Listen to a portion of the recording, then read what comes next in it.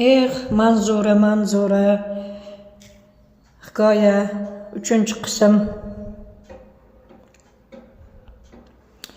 Manzuraning to'yiga deyarli hamma sinfdoshlarimiz qatnashdi. Yigit markazli ekan, shu yerda ishlayotgan ekan, harbiy ofitser. Darhaqiqat bironta o'zbek yigitining onasi bu qizni kelin qilishga rozi bo'lmagandi. Go'yo Manzura bir gunoh ish qilganday.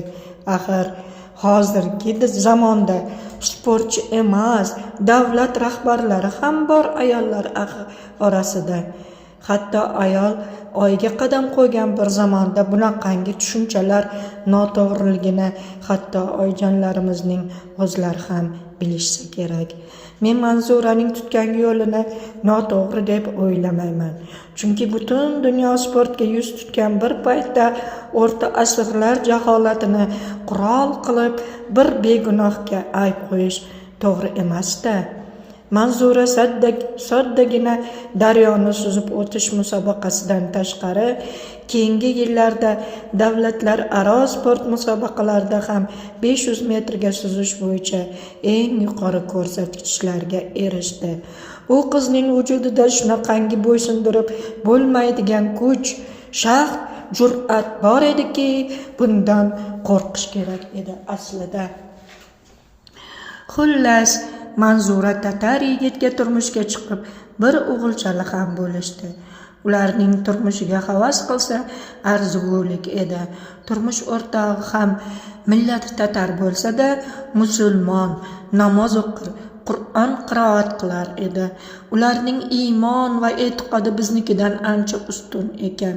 Bizning shahrimiz odamlari o'zlarini musulmon deb bilishsa-da, dinga e'tiqod hamon qadar.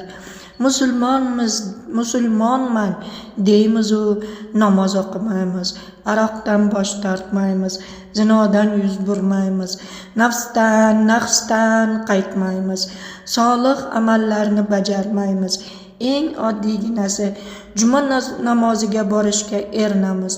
Ammo Manzuraning qaynonasi va qaynotalari hajga borib kelishgan, dinni yaxshi anglagan oliyjanob insonlar ekan. Manzura ularning oilasiga kelin bo'lib, dinning mohiyatini chuqur anglaydi. O'g'ilchasiga Muhammad deb ism qo'yishgandi.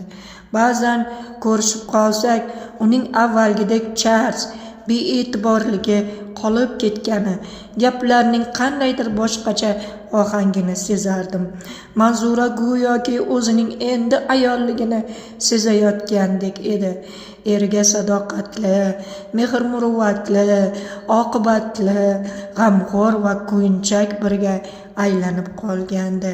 Avvalgi sodda, qo'rs, o'ylamay gapiradigan Manzuradan istiholali, andishali, har so'zi bilan dilga orom beruvchi boshqa Manzuraga aylangandi go'yo. Shu yillar davomida u 5 marta Amudaryoni suzib o'tishga muvaffaq bo'ldi va har safarida bu ish omadli yakunlandi. Oxirgi marta chet el mehmonlari sharafiga musobaqa uyushtirilganda suzuvchi sportchilar orasida Manzura ham bor edi. Amudaryoning ular suzib o'tishlari kerak bo'lgan joyda daryoning eni 800 metr edi. Gap manzilning uzoqligida emas. O'sha payti iyun oyida toshqinlar davri bo'lgani uchun bu ko'rsatkich 1000 metrdan ham o'tib ketgandi ehtimol. Bu ham qo'rqinchli emas. Qo'rqinchlisi bu paytda oqimning shiddatli bo'lishi, girdoblarning kuchliligi, daryo toshqini edi. Shundayam ukrainalik sportchilar bilan bellashuvda qatnashdi. Bu musobaqani kuzatishga men ham borgandim. Axir davlatlararo musobaqa, qolaversa o'sha sinfdoshlar uchrashuvidan keyin biz qadrdonlashib ketdik. Men Manzurani qo'llab-quvvatlashim zarur edi. Bu yog'i uni hamon yaxshi ko'rardim. Manzur, qatnashmasang bo'larmidi? Borya, necha yillar kutdim bu imkonni. Qatnashishim kerak. Unaqa musobaqani avgustda toshqinlar pasaygan paytda o'tkazish yoki ko'rfazlarda oqim kuchli bo'lmagan joyda o'tkazish kerak. Jahli chiqdi Nagimning, Manzuraning turmush o'rtog'ining. Nega hammang buncha qarshi chiqib qoldilaring? Xavotir olmanglar, hammasi yaxshi bo'ladi. Birinchi marta emas-ku. Ammo men uni so'nggi safar ko'rayotganimni, Manzuraning suvdan qaytib chiqmasligini qandaydir oldindan his etayotganday edim. Bu yomon fikrni miyamdan quvishga intilardim. Olov eplaydi derdim. Start berilgach, sportchilar bir o'zlarini suvga otib suzishga boshladilar. Kimdir ularni durbin bilan kuzatadi, kimdir qo'lini peshonasiga soyabon qilib uzoqlarga tikiladi. Nagim esa Allohga iltijo qiladi. Unga musobaqada qatnashga ruxsat bermasliging kerak edi. Men unga gap qo'shdim. Aytganimning foydasi yo'q. O'z gapidan qolmaydi. Qilig'ini bilasan-ku. Manzura masofaning 3dan 2 qismini kesib o'tganda musobaqa chizig'i o'rtasidan barja o'ta boshladi. Barja katta mashinalarni, odamlarni, hayvonlarni o'tkazishga mo'ljallangan katta tanker musobaqachilarni bizdan to'sib qo'ydi. Barja o'tib ketgach, durbinga qarab 1-2 kishining qirg'oqqa yaqinlashib qolganini, ular orasida Manzura yo'qligini ko'rdik. Bo'riya qara, Manzura ko'rinmayapti. Balki bironchi bo'lib qirg'oqqa chiqqandir, shoshmachi. Bu bir o'ziga xos o'lim shartnomasi edi musobaqa.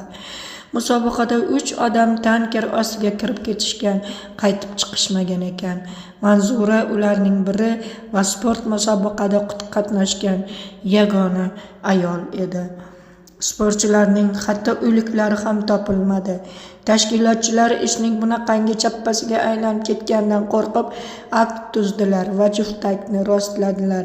Manzuraning o'g'ilchasi 1 yashar Muhammad dadasining qo'lida chinqirab yig'lar, onasidan ayrilganini sezgandek edi go'yo.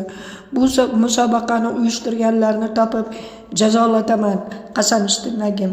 1 yilcha idora yugurdi, ammo foydasi bo'lmadi.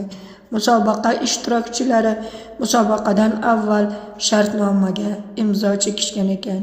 Hech narsa qo'lidan kelmagach, ishidan bo'shab, Qozonga oilasi bilan ota-onasi o'g'ilchasini olib ko'chib ketishdi. Holiyam o'ylanib qolaman goho. Manzura, bila turib o'zingni bir girdobga otishdan maqsading nima edi? Barjaning ayni o'sha paytda yo'ldan o'tishini sen ham, boshliqlar ham bilishmasdi. Nega boshqa kelinlarga o'xshab eringning bag'rida yayrab yashamading? Musobaqa nimanga kerak edi sening? Senga davlat marmar tosh qo'yib berarmidi? Bunaqa jangovarlikni qayerdan olgansan? Oyimning uning ajal suvdan, mana aytdi dersizlar. Ajal nimadan bo'lsa, odamzod o'sha narsaga ohangrabodek tortilib turaveradi deganlari esimga tushdi. Biz singlim bilan oyimning gapidan kulgan edik. Haq gap ekan. Manzuraga nisbatan o'chmas achinish qoldi yuragimda. Bo'rboyning dildagilarni oqqa ko'chiruvchi Ra'no umidbaxsh. Tinglaganlarga rahmat. 2018-yil 8-avgust. Aziz tinglovchi, hikoya keng tarqalishi uchun iltimos like tugmachasini bosib qo'yishni unutmang.